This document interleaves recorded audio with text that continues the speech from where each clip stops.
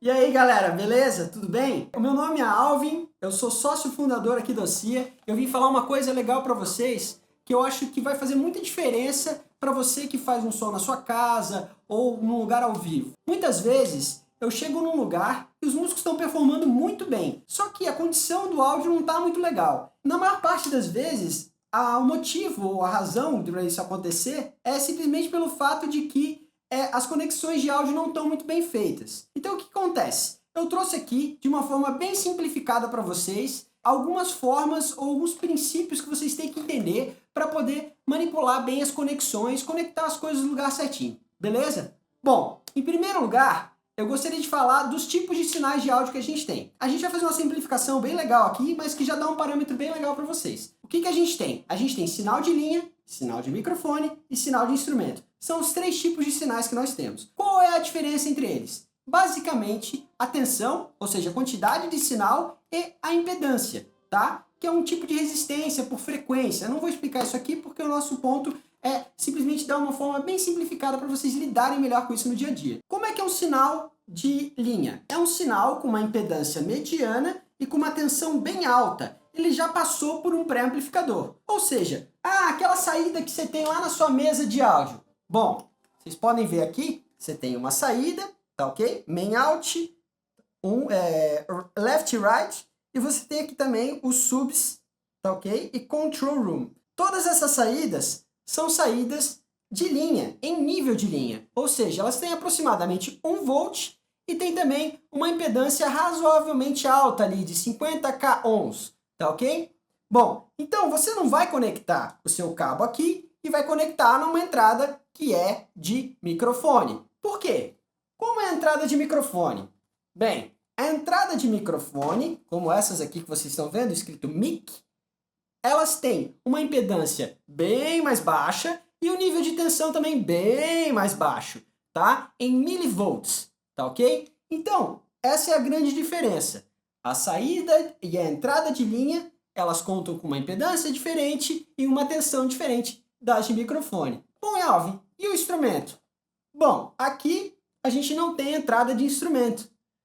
E esse line aí, não é para eu conectar meu violão em linha? Não, linha não. Linha é aproximadamente 1 volt com um nível de impedância que é bem mais baixo do instrumento.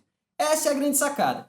Uma entrada de instrumentos tem que ter uma impedância bem mais alta e uma tensão aproximada ali do microfone, tá ok? Às vezes um pouquinho mais alta, às vezes um pouquinho mais baixa, dependendo do captador, do instrumento e de outras coisas. Vamos lá? Bom, Alvin, e minha placa de áudio? Bom, a minha placa de áudio, ela tem aqui 2 entradas. Essas entradas são o quê? Reparem, elas são bem diferentes daquela outra, né? Essas entradas aqui são diferentes dessas. Beleza? Mas, Alvin, essa placa tem que entradas? Ela tem entrada de microfone, de linha e de instrumento. Beleza?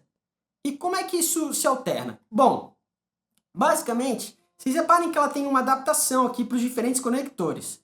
Ela aceita o conector do tipo XLR, do tipo TRS, para os sinais de linha, do tipo TS, que é esse aqui que você encontra na sua saída de guitarra, violão, baixo, etc., na maior parte das vezes. Muitas vezes, os violões têm saídas em nível de microfone, e quando isso acontece, geralmente ele tem esse tipo de conector, tá ok? Ou seja, ele já tem uma adaptação da impedância dentro do próprio violão, tá? Aí ele vai ter um conector XLR, assim ou assim na saída, beleza? E Alvin, e a minha placa aqui, como é que eu faço para alternar entre essas coisas?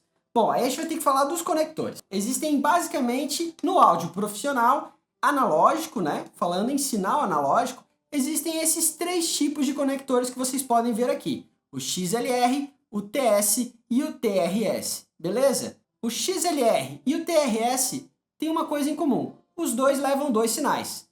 Muitas vezes, eles levam o mesmo sinal com a fase invertida, ou então eles levam outro sinal do estéreo.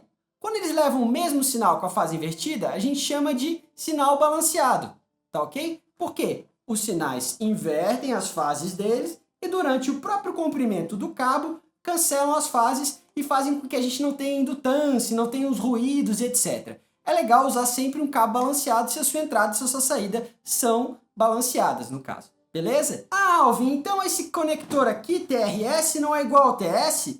Não. O TS leva simplesmente um sinal e o aterramento. O chip leva o sinal e o sleeve leva o aterramento. Já esse TRS é chip, ring, sleeve. Ele leva 2 sinais mais o aterramento.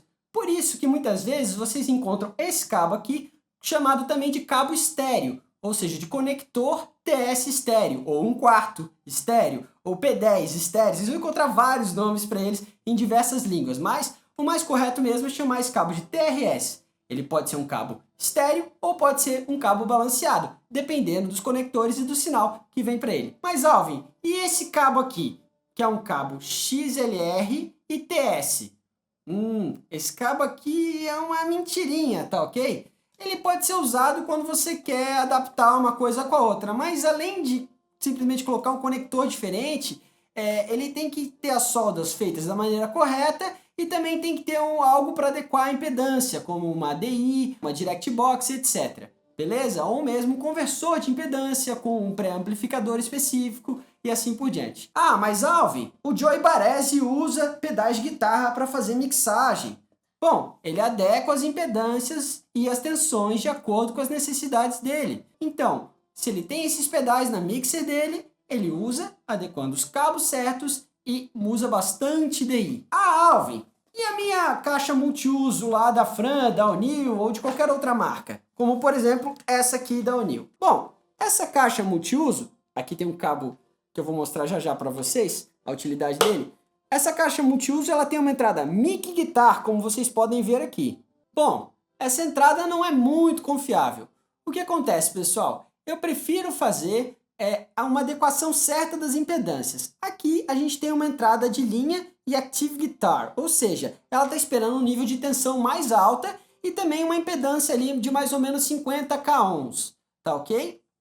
Já essas entradas aqui, o fabricante afirma que tem um crossover que compensa ali a diferença que a impedância causa. Por quê? O que afinal a impedância causa? A impedância causa uma alteração das frequências, ou seja, da resposta de frequência do seu instrumento. Você não casar direitinho as impedâncias, se tem que casar as impedâncias é um pouco dúbio, mas vocês entendam só o princípio geral, tá ok? Se vocês não encaixarem uma impedância adequada a outra, vocês vão ter cortes de frequência e isso não é legal geralmente, a não ser que vocês queiram usar isso artisticamente, que é possível também. Ah, Alvin, mas eu sou DJ e eu só tenho esse cabinho aqui para usar, ó, RCA e também o P2, um adaptador no caso. Bom, pessoal, esse não é um cabo de sinal de áudio profissional. Ele geralmente leva um sinal de linha, só que um sinal de linha com a tensão bem mais baixa, que é um sinal de linha chamado de linha caseiro, tá ok? Diferente daquele profissional que tem 1 volt de tensão aproximadamente. O que é mais adequado? É que vocês sempre usem para sinais de linha um cabo balanceado. Se esse cabo aqui não é balanceado, que significa que você vai provavelmente ter bem mais ruído também no seu sinal. Então, pessoal, o que a gente vai fazer a partir daqui agora? Todos os equipamentos de áudio, de uma forma geral, que tem um sinal pré-amplificado, eles têm uma saída de linha. Você não vai colocar essa saída de linha numa entrada escrito mic, guitar, ou instrument, ou qualquer coisa do gênero, beleza? Então, prestem atenção com os conectores, com o nível de tensão e com a impedância. Se vocês quiserem mais informações sobre esse assunto, vocês podem olhar lá no nosso blog e conferir tudo que tem sobre impedância, sobre conversão de impedância e sobre todos os aspectos básicos do áudio no nosso curso de gravação e mixagem. Eu garanto para vocês que com esse curso vocês vão entender toda essa base do áudio e vão conseguir gravar e mixar bem as suas músicas em casa. Valeu? Um abração. Tchau, tchau.